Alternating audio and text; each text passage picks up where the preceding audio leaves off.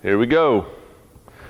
Okay, well, we're in John chapter 9. We're going to finish up John 9 and the I am statement, I am the light of the world, and the narrative of the man who was born blind, and all of the aftermath and all of the discussion and all of the controversy that spins out after Jesus heals this man who was born blind. So we come to the part where Jesus and the Pharisees are talking. So let's look.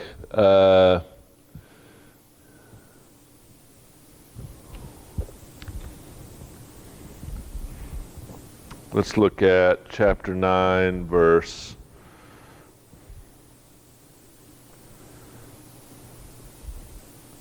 Well, let's just pick up with verse. We pick up with verse 35. We left off last week, and the Pharisees told the man who was born blind, who's now been healed, they said, "You would presume to teach us? You were born in utter sin, and you would teach us?" And so they cast him out. That's going to come up later in our lesson this evening, but they cast him out. Cast him out of the synagogue. Jesus heard that they had cast him out, and having found him, he said, "Do you believe in the Son of Man?"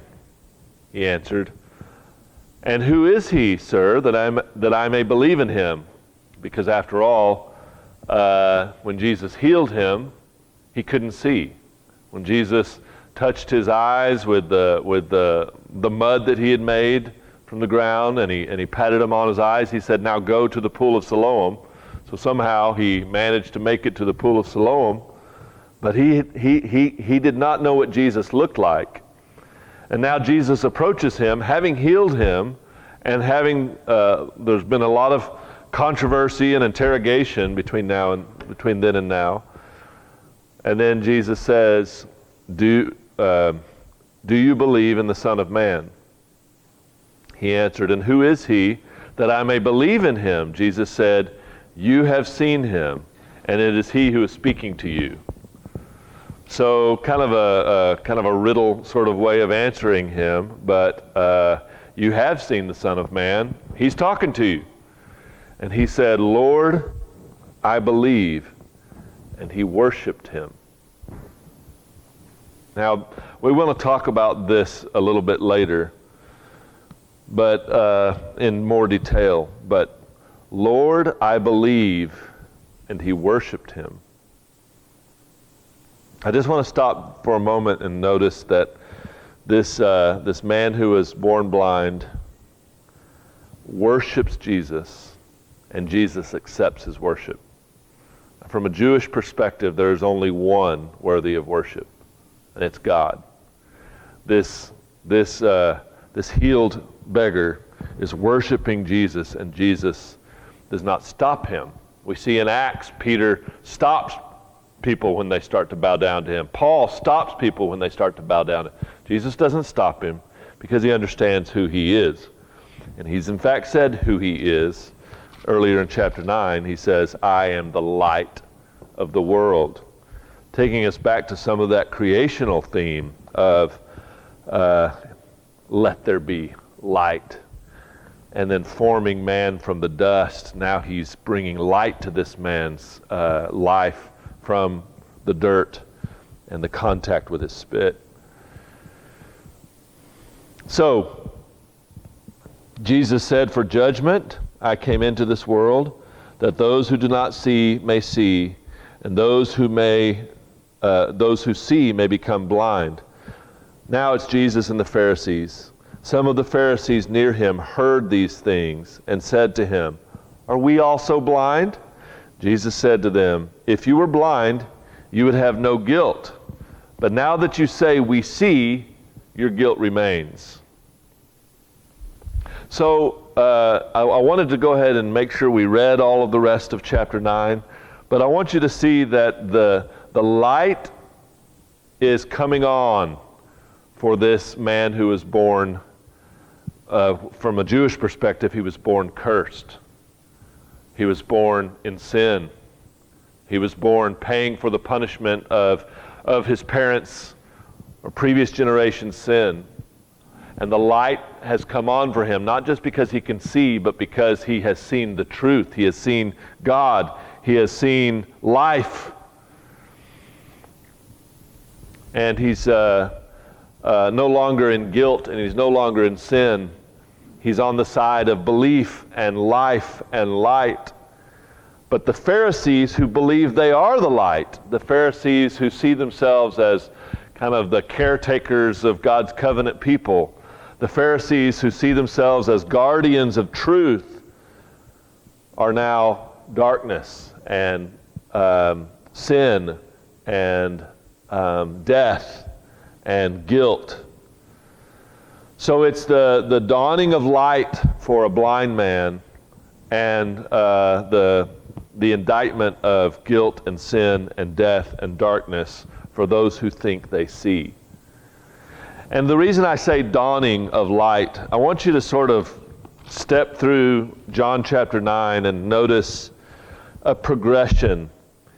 The way that John tells the story, it's like the blind man goes through a progression of seeing and seeing more and seeing more and seeing more, because people keep asking him about Jesus, and he gives testimony, and it's good testimony, and it's true testimony, but that testimony becomes more and more intensified, more and more a matter of who Jesus claims to be, what the Gospel of John has been telling us about Jesus. So just notice these 4 little excerpts from the conversations that people have with the man who was born blind after he'd been healed about Jesus. In verse 11, here's what he says about Jesus. He says he's the man called Jesus. In verse 17, he is a prophet. In verse 33, if he were not from God, he could do nothing. Verse 38, Lord, I believe. So it's, yes, his vision was given to him instantaneously after he obeyed and washed in the pool of Siloam. But coming to a fuller truth and to a fuller understanding of who Jesus is, we see a progression of belief and of understanding. So just as the story unfolds and this man's faith is increasing, we see the Pharisees are becoming more and more darkened. And then they have this final encounter when Jesus basically says, because you think you see, you remain in your guilt. You are blind. So, this man has come to sight in both senses, physically and spiritually. And the blindness of the seeing Pharisees is now being exposed. Notice there's sort of an answer to their original question. The original question of John chapter 9 is, who sinned, this man or his parents, that he was born blind? Jesus at the end of chapter 9 gives an answer, and that is, sin lies not in being born blind or being born cursed. Sin, rather, the ultimate sin, is refusing to see when confronted with the light. The ultimate sin is believing that you see though you live in darkness when the light confronts you. The blind man, therefore, is a model for all people.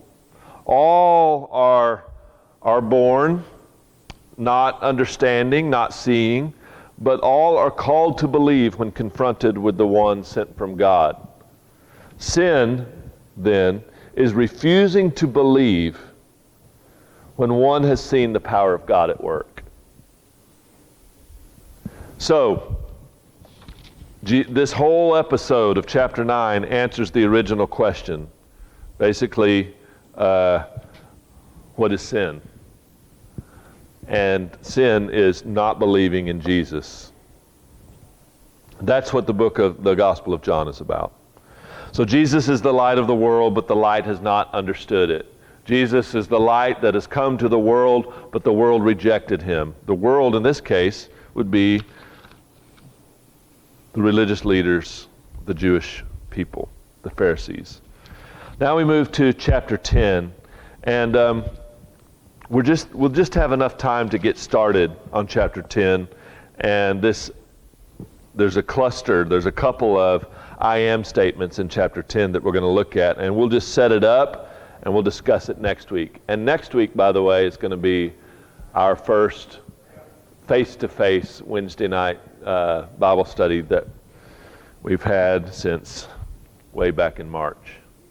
But I'll just set it up, read a little bit, and then we'll go from there. John chapter 10, truly, truly.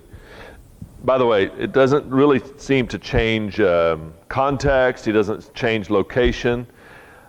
The way that this is narrated, it's just a continuation of the same discourse, the same teaching opportunity. So Jesus continues, truly, truly, I say to you, he who does not enter the sheepfold by the door, but climbs in by another way, that man is a thief and a robber. But he who enters by the door is the shepherd of the sheep. So there are some in the fold, and the ones who are in the fold that have come the right way, they're sheep. The ones who are in the fold that have come the wrong way, they're thieves, robbers. To him, the gatekeeper, but he who enters by the door is the shepherd of the sheep. Oh, so the contrast is between the thief and the shepherd. To him, the gatekeeper opens. The sheep hears his voice, and he calls his own sheep by name and leads them out. When he has brought out all his own, he goes before them, and the sheep follow him because they know his voice. A stranger they will not follow, but they will flee from him, for they do not know the voice of strangers. This figure of speech Jesus used with them, but they did not understand what he was saying to them. He goes on and continues this riddle or this parable, John-style parable, throughout chapter 10, and he's working all these different angles on it, and it's sort of got multiple meanings, and some of the images are sort of interchangeable, movable, because Jesus is not only going to say, I'm the good shepherd, he's also going to say, and I am the door or the gate to the pasture. But something that I hadn't noticed before that I want you to consider and we'll look at it next week, is think about the relationship. Notice I said that it's a continuation. There was no 10 originally when John wrote this. It's a continuation of what Jesus has just done and the story that's just been told in chapter 9. So, can you see any relationship between what Jesus is saying in chapter 10 and what's just been spoken in chapter 9? When Jesus says, the sheep hear his voice, he calls his own sheep by name and leads them out, but they will not listen to the stranger's voice. Now think about all that stuff that just happened with the blind man. All right, so we'll pick up there tomorrow with, not tomorrow, but next week with John chapter 10, and maybe we'll have even bigger audience than one person. God bless.